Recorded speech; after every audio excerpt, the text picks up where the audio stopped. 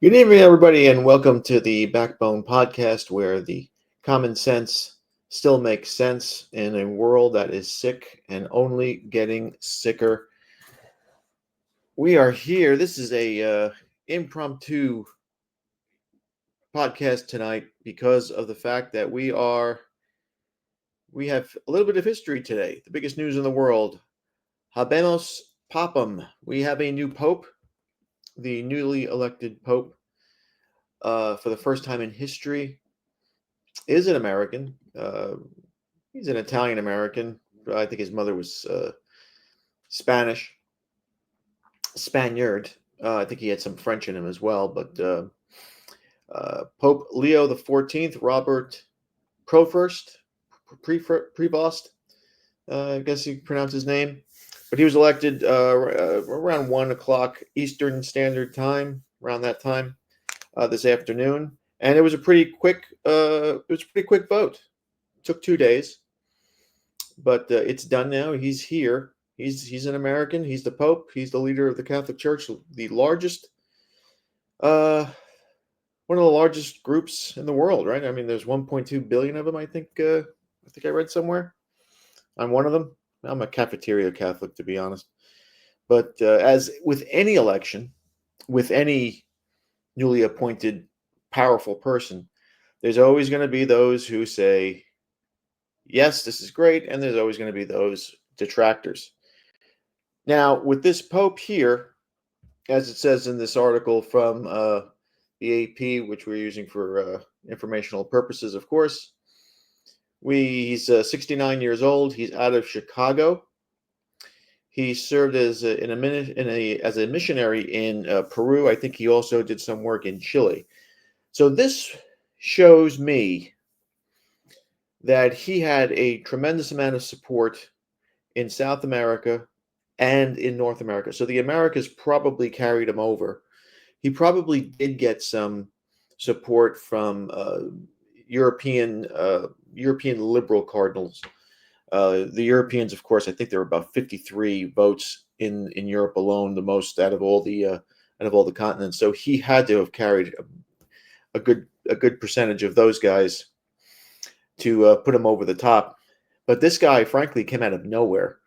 I think I was hearing about 4 or 5 other guys, but he's the new pope, the second one from the Americas, first one from North America.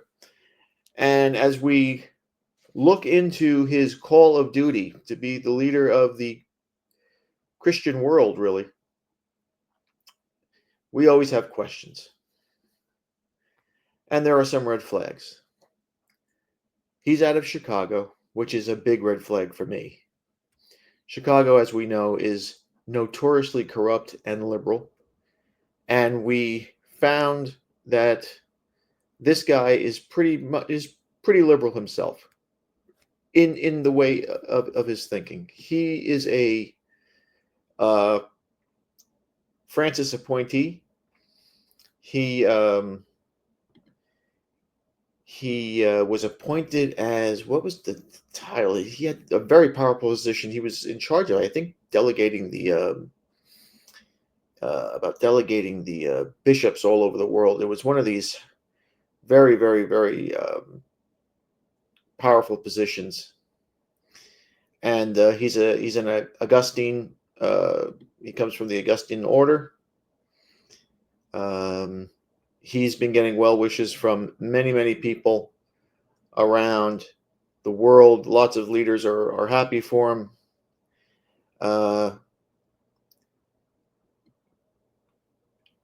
He, like I said, he has a bunch of red flags here.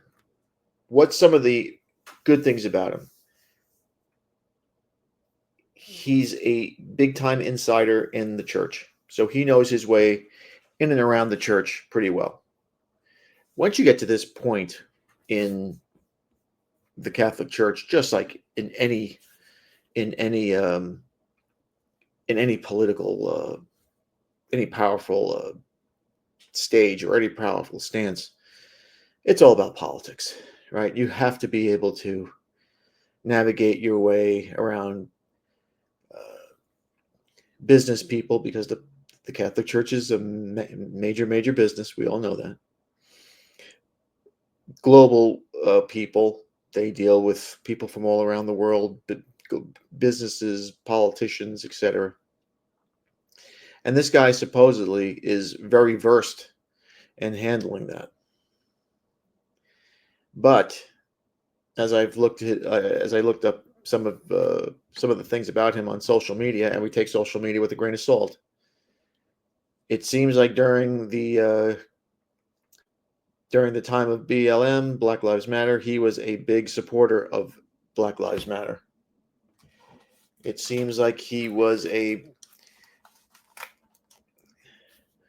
big supporter of immigration, of allowing people to enter countries, which is not very good. He seems to be somebody who is open to radical changes in the Catholic Church, much like Francis was. And the knock on him is that he's basically a Francis 2.0. Francis, he and Pope Francis were supposedly very, very tight.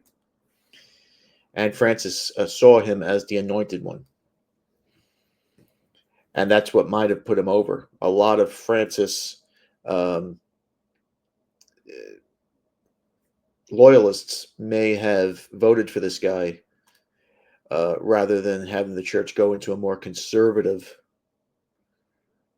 place back into the time of, more strict policies. That won't happen with this guy.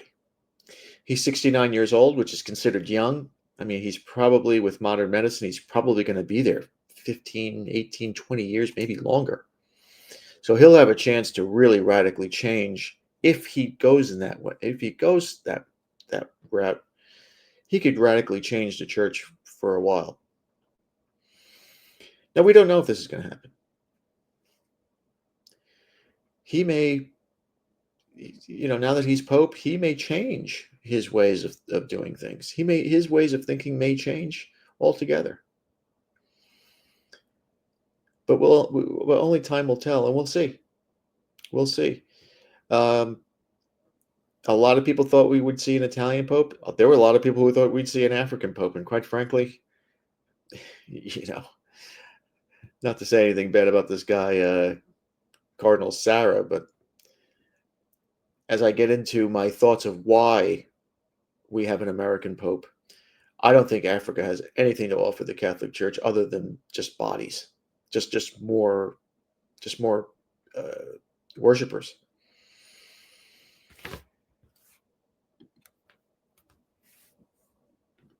This guy made his first speech in front of St. Mark's Square. He addressed the crowd in 3 languages. He addressed them in Italian, which is pretty much traditional. He then addressed the people in Spanish. Now, he thanked Chile and Peru, where he had missionary work for many years. And of course, he addressed everybody in Latin. There are some people who are wondering why he didn't say anything in English. I don't think this guy has a care in the world about being the first American Pope. I mean, it's a historic thing.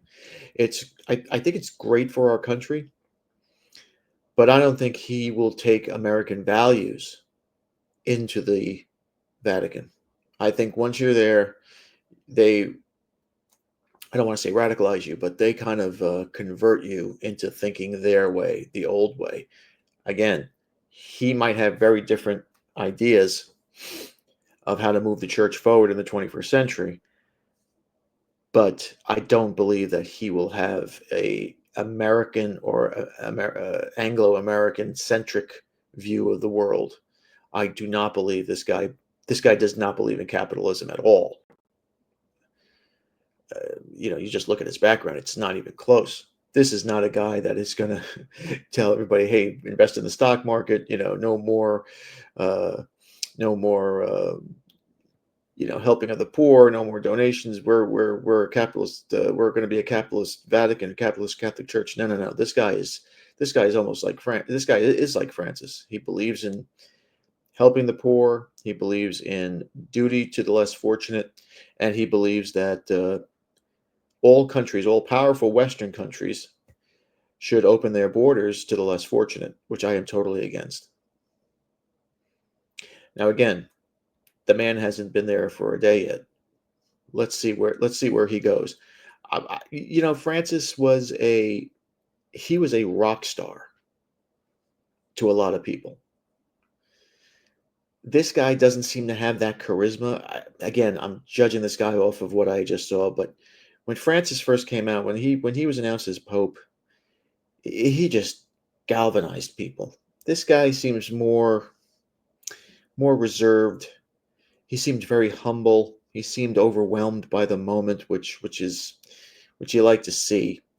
The Pope is not supposed to be like an American politician or politicians in general, where they go out and they say, "I'm the best man for the job. Vote for me." Popes are supposed to be uh, very humble, And if you say to them, "Hey, wouldn't you make a great Pope?" They're supposed to say, "Oh, no, no, no, no, no. I'm not worthy of being a Pope. I can't do this. You know, God has to get someone else." That's how they work this.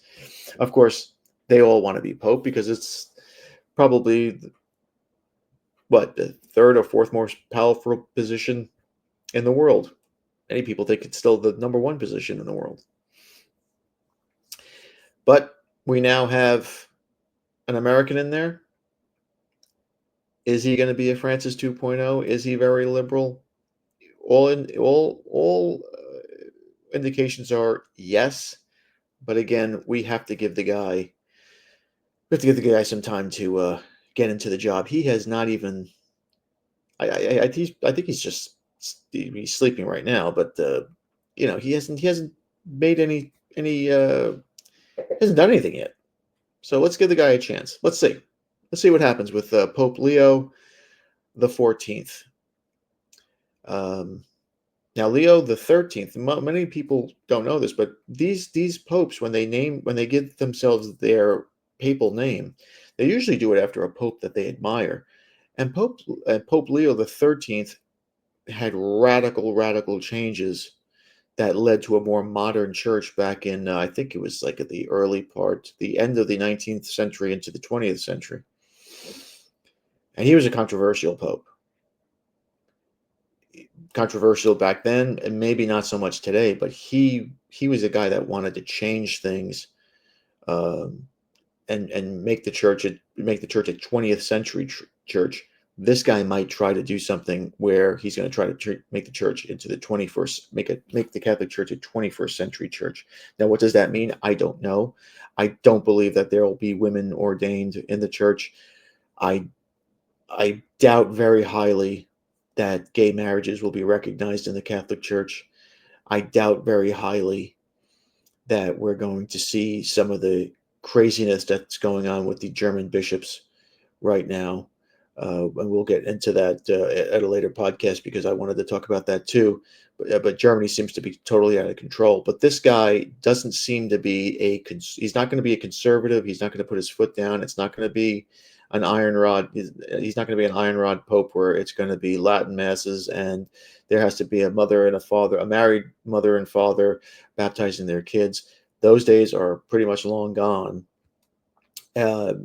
But I also don't think we're going to see female priests and gay people being married and blessed in churches. At least not for the foreseeable future. I really don't think that will ever happen. But I never thought I'd see an American pope either.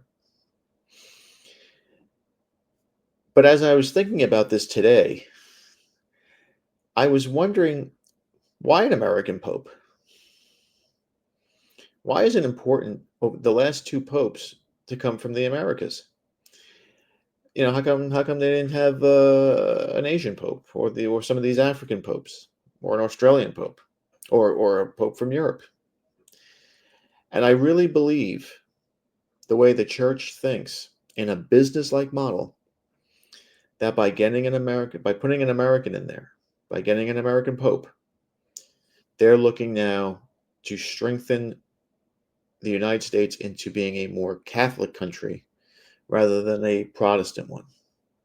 Now, America, because of the immigrants coming from the Spanish-speaking countries, Mexico, Central America, even parts of South America, that's happening already. The Catholic population in the United States is growing, and there's a lot of money here, and I think the church sees that. And if they can get a pope in here that represents Americans who worked as a missionary in South America, who is for the poor, who is for immigration, who does speak Spanish very well, who speaks pretty good Italian. He was pretty good on there today. I think this will enthuse a lot of Americans into going back to Catholicism and doing what Catholic priests and Catholic dioceses love best, putting that money in that basket. This may be the reason. I know it sounds cynical, and I know some people are going to be like, "Oh, dude, you're thinking way too much of this." Believe me, there's a method to all madness, and if there's anything that the Catholic Church loves, it's dipping their toes in a new financial stream. This is not by accident. At least I don't think so. But then again, I'm a cynical SOB, so don't take my word for it. We'll see what happens. Should be interesting. But today, Pope Leo XIV is the man, and he has been called to duty. And that's what the man memo is going to be about today. That's what we're going to talk about, because we all have a call of duty. There's always a time in a man's life when he gets called to action. And embracing challenges is a Stoic principle that might sound daunting at first, but it's a key ingredient for a life of purpose and fulfillment. Never avoid the execution of your duty. The Stoics weren't about following orders blindly. Trust me, they didn't believe in that. They were talking about something that connects to our sense of responsibility, integrity, and courage. And men today need courage more than anything, more than ever. The Stoics believe that we all have a role to play in the world.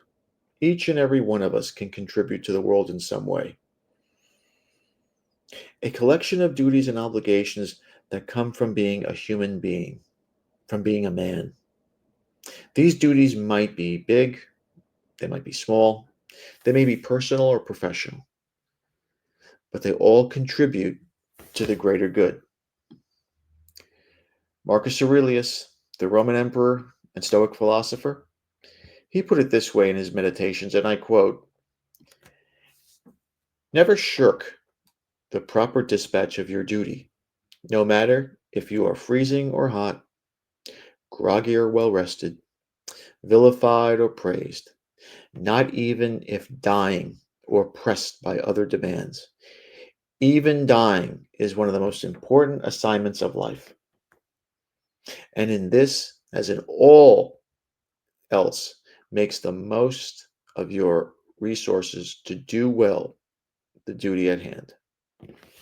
Now, Marcus was a real badass. Okay, I'm not going to compare myself to Marcus Aurelius, and I suggest that you not do the same. That he wouldn't allow discomfort or fatigue, criticism, even death to deter him from doing what he knew was right. Just shows what kind of dude he was. I mean, this guy was. I mean, you took. I mean, I always laugh at the manosphere and red pill stuff.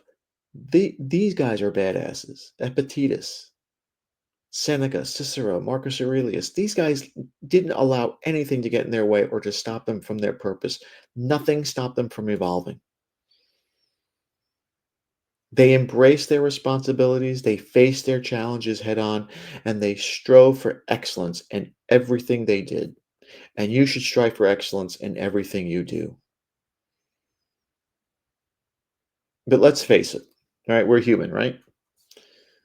Avoidance is a real thing. We all have those moments when we'd rather, hit that snooze button, scroll on social media. It's human nature to seek comfort and ease. It's just easy. We all would like to avoid discomfort and challenges sometimes. But the Stoics, like Marcus Aurelius, would argue that this avoidance is weakness and a betrayal of our own potential. I remember as a kid, I would always, I hated school, and I'd procrastinate on a project that was due, only to feel the stress and the anxiety build up as that due date approached. And I would always cram, even for my midterms or final exams. I crammed the night before. I always avoided difficult conversations with loved ones, only to have those issues fester and turn into bigger issues. Avoiding our duties can backfire and create more problems and more suffering in the long run, unnecessarily. The Stoics believe that true strength lies not in avoiding challenges, but in facing them head on with determination and commitment. The Stoics embraced challenge, they didn't avoid them. But how did they do it? How did these guys remain on task every single time? Well, they reframed their perspective. Right? It's very, very important to do. Instead of seeing their duties as burdens, they reframed them as opportunities for growth and purpose.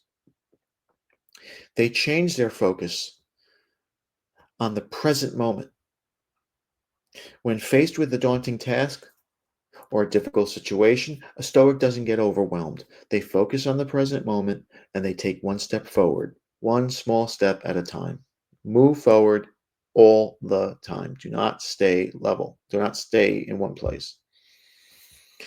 And through my readings, and I am not a Stoic aficionado. I'm just like you. I'm learning.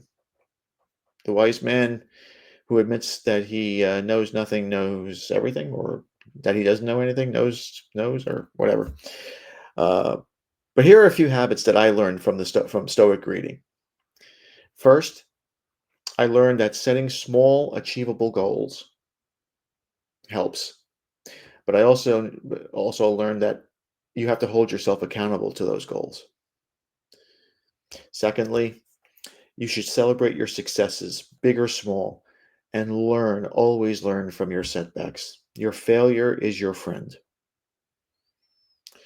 Thirdly, connect your duties to a larger purpose. Now, how does this contribute to your values? Well, having a clear sense of purpose can be powerful. It's a powerful motivator, even when faced with challenges or setbacks. Embracing duty is just as relevant today as it was in ancient times.